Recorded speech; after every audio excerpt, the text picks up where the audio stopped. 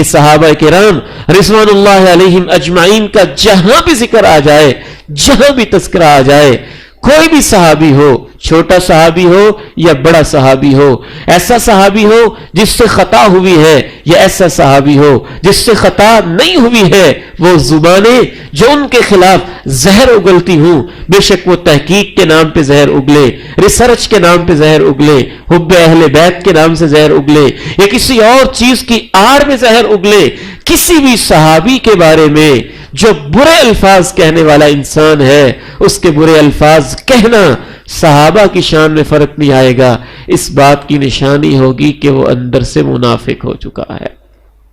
اور یہ نشانی اللہ کے نبی نے بیان کی ہے۔ دونوں چیزوں کو ذہن میں رکھیں، اہل بیت کے بارے میں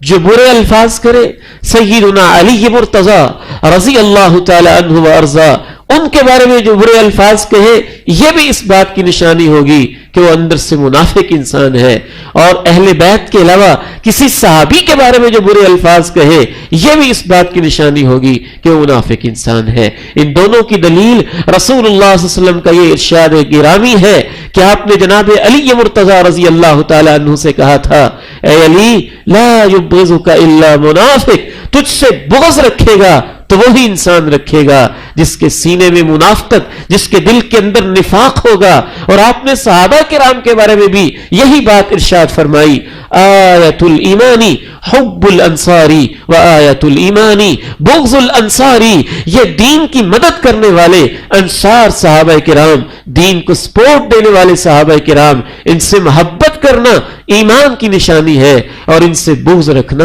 منافقت کی نشانی ہے۔ بڑا افسوس ہوتا ہے اس وقت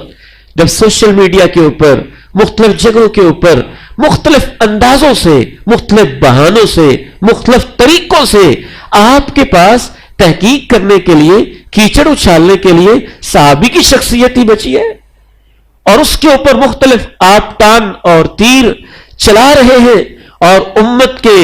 مندمل جو زخم ہیں ان کو اثر نو تازہ کر رہے ہیں، اور صحابہ کے آپس کے اختلافات کو اچھال رہے ہیں۔ اسی وجہ سے اہل السنہ والجماعہ کا یہ چوتھا اصول ذہن میں رکھیے کہ صحابہ کرام کا اگر آپس میں کسی معاملے کے اندر اختلاف ہوا ہے تو ان کا آپس میں اختلاف ہے، ہمیں یہ زیب نہیں دیتا کہ اس اختلاف کی وجہ سے ہم کسی صحابی کے اوپر حرف زنی کرتے ہوئے اس سے بغض رکھنے لگ جائیں۔ بالکل میں کبھی کبھی اس کی مثال ایسے ہی دیا کرتا ہوں کہ اگر میرے ماں باپ کا گھر کے اندر اختلاف ہو گیا ہے تو ان کا آپس میں اختلاف ہے، لیکن اس وجہ سے میں یہ کہوں سر عام اپنی ماں کو، ماں کی کردار کے اوپر تبصرے کروں یا باپ کے کردار پہ تبصرے کروں تو میں احمق اور بے وقوف انسان ہوں گا، اور اس سے بڑا احمق اور بے وقوف انسان وہ ہوگا جو صحابہ کرام کے باہمی اختلافات کو اچھالے اور ان کو اپنی تحقیق کا موضوع بنائے، اور کسی کو نعوذ باللہ جہنمی قرار دے، کسی کو منافق قرار دے، کسی کو مرتد قرار دے، کسی کو کافر قرار دے، کسی کو کیا قرار دے۔ وہ تو صحابہ کرام ہیں، ان کے ایمان کی گارنٹی تو اللہ نے دے دی ہے۔ یہ جو تحقیق کے نام پہ یہ کام کرے گا اس کا اپنا ایمان خطرے میں ہوگا۔ اسی لیے اہل سنہ والجماعہ کا یہ متفقہ اصول ہے تمام مکاتب فکر کا کہ مشاجرات صحابہ کے اوپر کھل کھلا کے بات کرنی ہی نہیں چاہیے، تاکہ خامخواہ انسان اپنے ایمان کو خطرے میں نہ ڈالے۔ اور رسول اللہ صلی اللہ علیہ وسلم نے ارشاد فرمایا، اذا ذکر اصحابی فامسکوا، اذا ذکر اصحابی فامسکوا، جب میرے صحابہ کا تذکرہ آ جائے تو رک جایا کرو،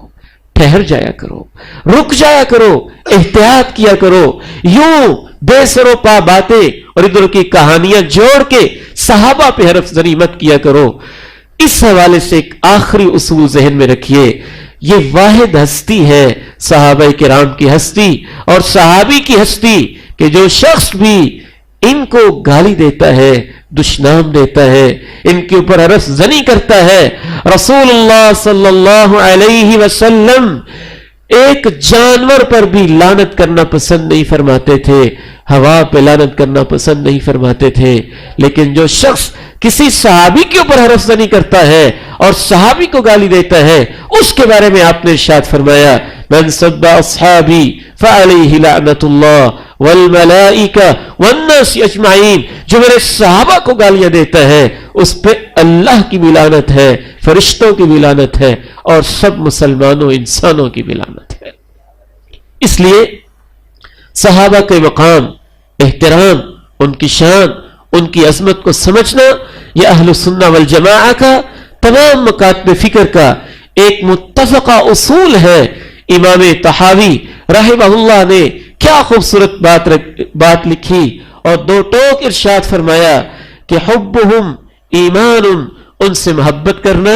ईमान की निशानी है और अकायद इस्लाम में से एक बुनियादी अकीदा है, और उनसे बुग़्ज़ रखना और उनसे नफरत करना यह मुनाफिकत की निशानी है। और खतरा है कि इंसान आहिस्ता आहिस्ता जिंदगीयत और मुनाफिकत की तरफ बढ़ता चला जाएगा। अल्लाह रब्बुल इज्जत से दुआ है फितरों के इस दौर में अल्लाह ताला मुझे और आपको समझ नसीब फरमाए। सहाबा के मकाम, उनकी शान, उनकी अजमत को समझने के हवाले से ये चंद जो बुनियादी उसूल और ज़वाबित सामने रखे, सारी ज़िंदगी अल्लाह हमें इन पे कायम व दायम रखे